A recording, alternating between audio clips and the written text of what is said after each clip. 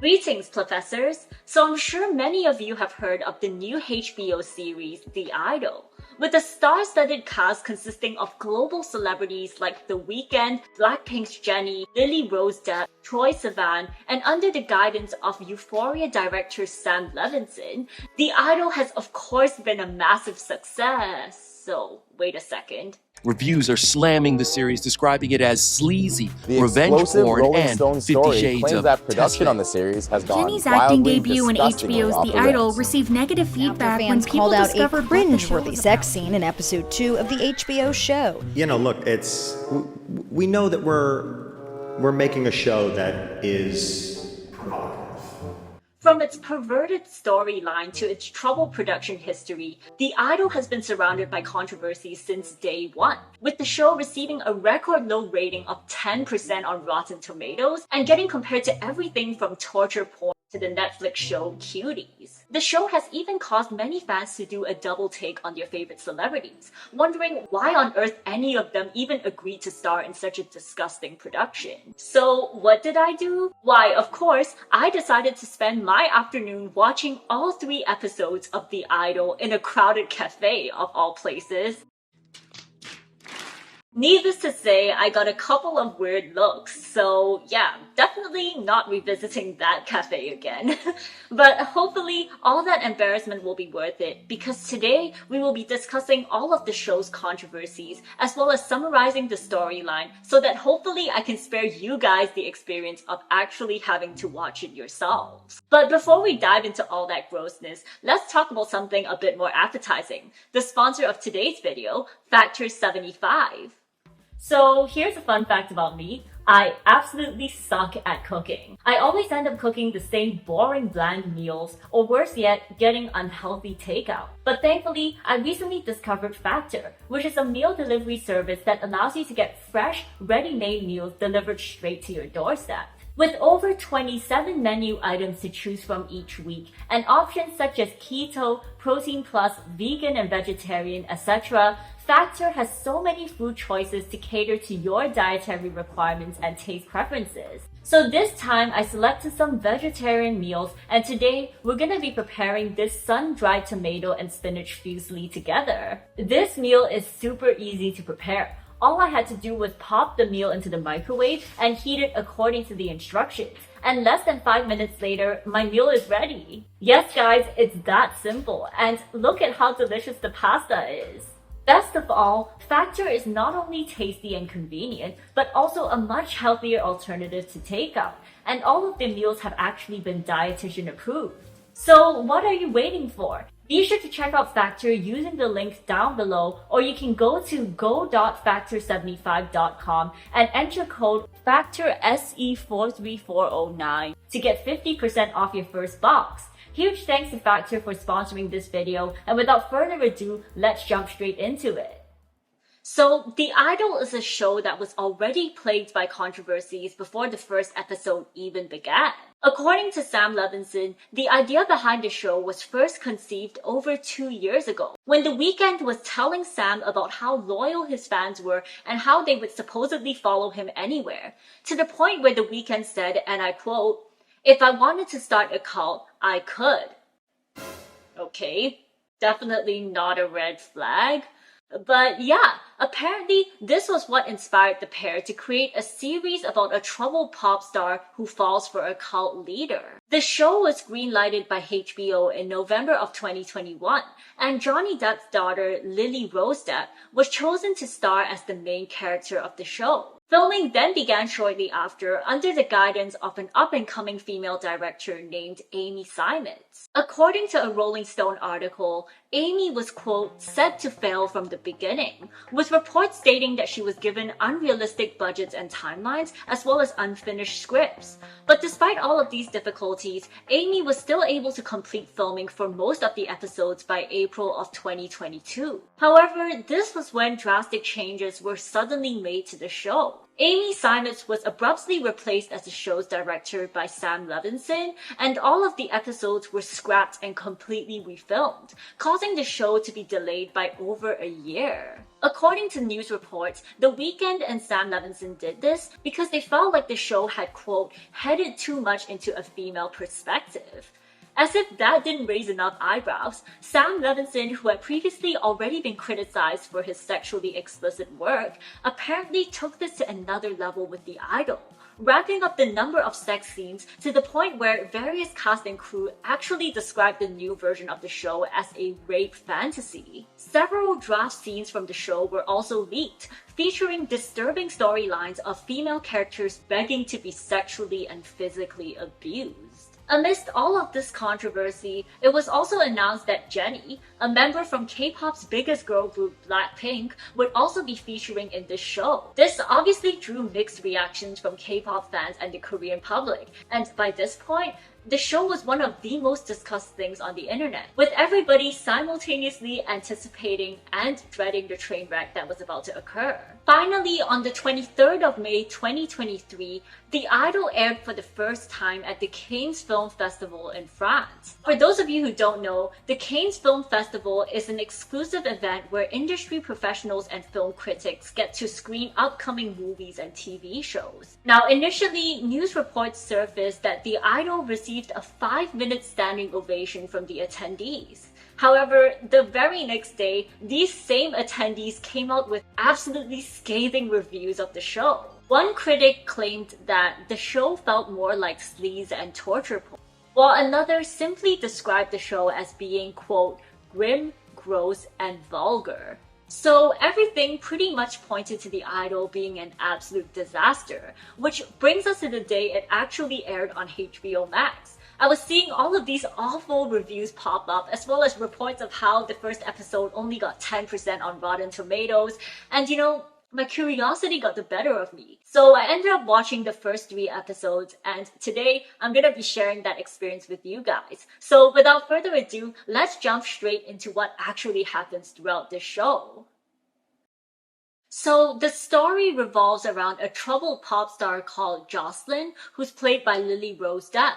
Now, the best way to describe Jocelyn is that she's basically like a bootleg Britney Spears, in the sense that she was also a child actor turned pop singer who recently experienced a psychotic break after the death of her mother. In episode 1, we see Jocelyn prepare for her comeback after an 8-month hiatus, and she's set to release her new song, World Class Sinner, which I can only describe as like a generic pop track with super provocative lyrics and dance moves. Jocelyn's producers and management team seem to think that World Class Sinner is gonna be a huge hit, but Jocelyn isn't as keen on the song, and so she's not really focused and she messes up during dance practice, which causes her to get told off by her dance instructor. This is when we get introduced to the backup dancer Diane, who's played by Blackpink's Jennie. The dance instructor tells Diane to show Jocelyn how it's supposed to be done, and so Jocelyn sits at the sidelines while she watches Diane absolutely slay the dance, and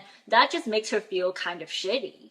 Meanwhile, we learn that a compromising photo of Jocelyn has been leaked and is currently trending across the internet. A photo which they, of course, proceed to show us in full frontal 1080p resolution, because why miss out on the chance to capitalize on revenge porn? Anyways, Jocelyn's management team desperately tries to hide the news from Jocelyn, but she finds out in the end, and for some reason, she seems to think that it's nothing more than a mild annoyance. So at this point, we're actually more than halfway through the first episode, and as you can see, pretty much nothing has really happened yet. But finally, at the 30-minute mark, we see Jocelyn, Diane, and her best friend / assistant Leia head to the clubs that night. And this is where they meet what has to be the slimiest, ickiest man ever by the name of Tedros, who's played by The Weeknd.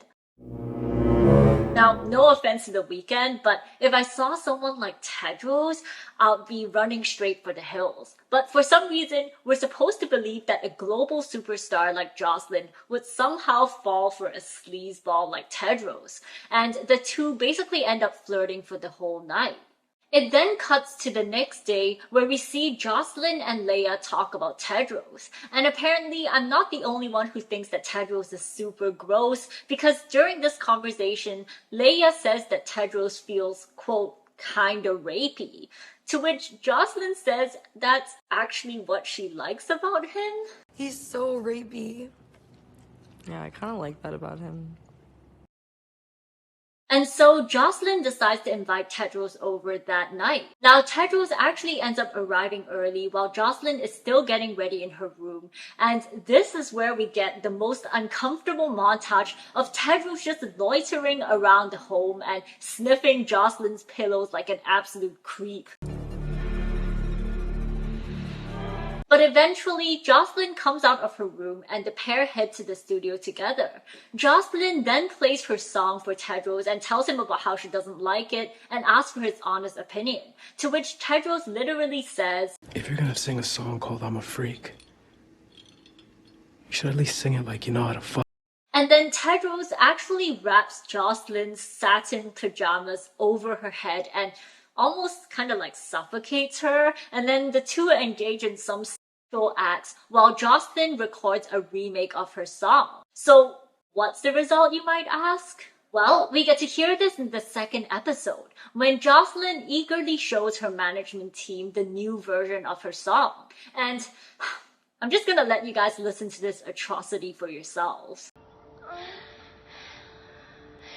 Baby, it's hard to see when you're looking at me, but I do what I want. Jocelyn insists that her song is super revolutionary and that this style of music has never been done before. This is something that like no one's doing. Guess she needs to watch my video about the Naked Girls because they actually beat her to this over a decade ago.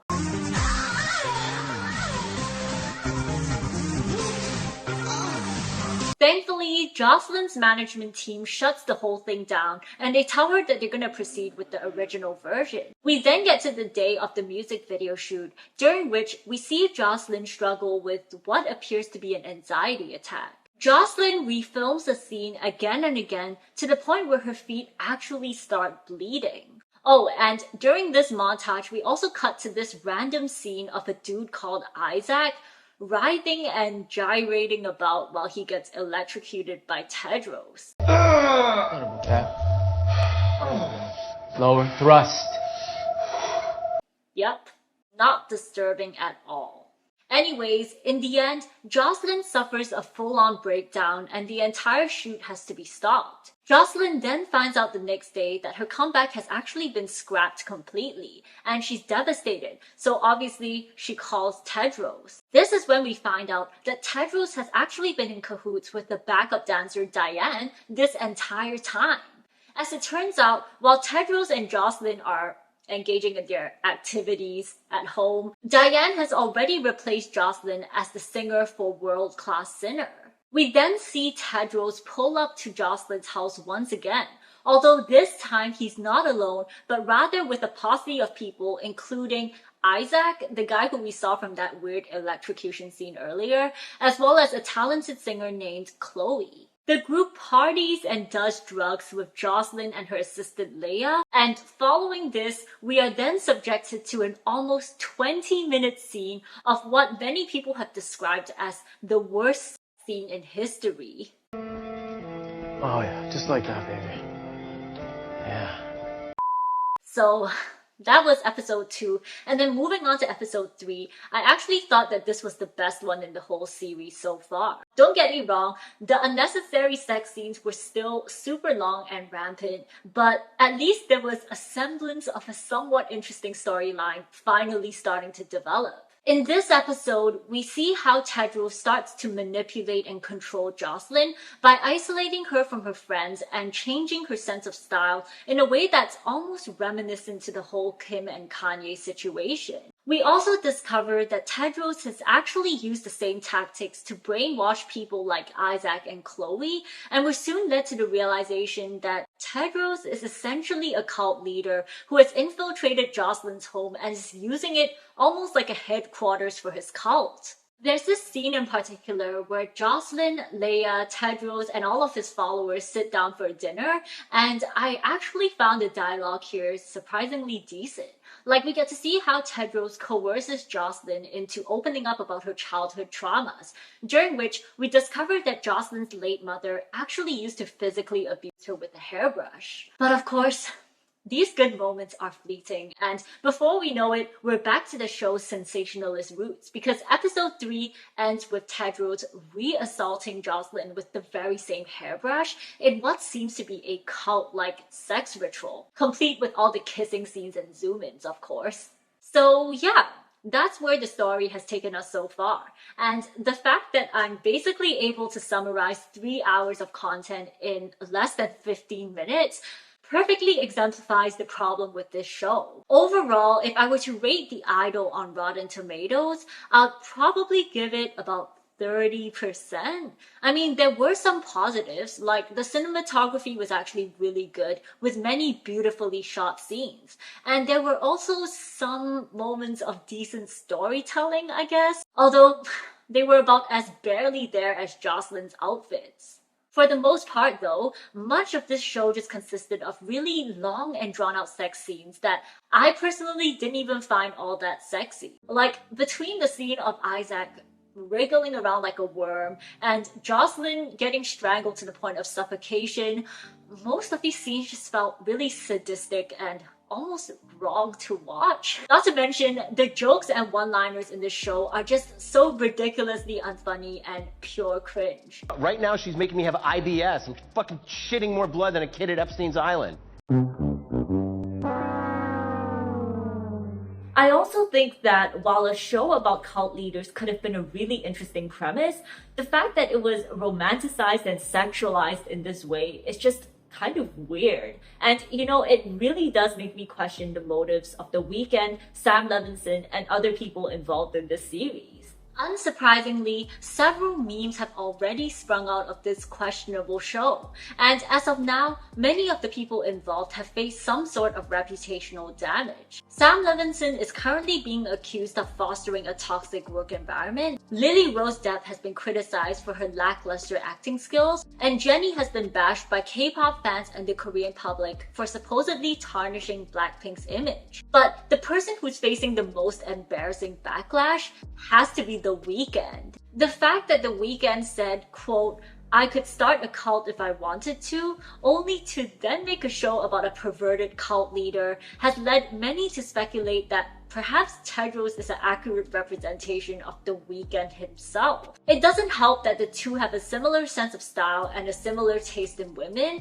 and many fans have even pointed out that some of The Weeknd's lyrics actually resemble the pervy lines that Tedros says in the show. Additionally, various cast and crew members have also come forward with stories of how The Weeknd tends to get a bit too into character as Tedros. One crew member said, "Working with The Weeknd in character as Tedros was not an ideal experience and not one I'm eager to repeat," while another described him as being egomaniacal. Even Lily Rose herself said that she would steer clear of The Weeknd when he was in the zone as Tedros. Currently, The Weeknd is trying really hard to distance himself from Tedros, but many fans are not convinced, and people are even saying that they'll never look at The Weeknd or any of the other actors involved the same way ever again.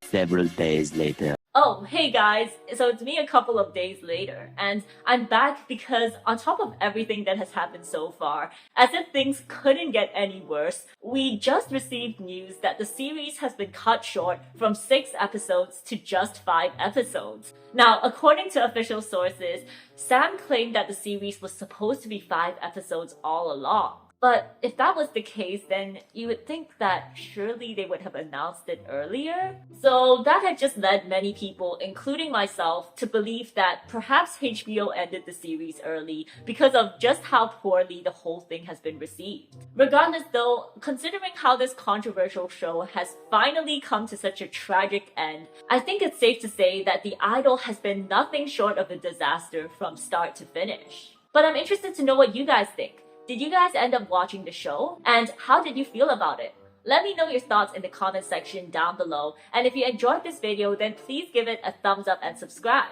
And with that said, I'll see you guys soon. Bye! Thank you for watching, and special thanks to my Patreon members for supporting my channel. If you'd like to watch reaction videos and other bonus content, then be sure to check that out on my Patreon.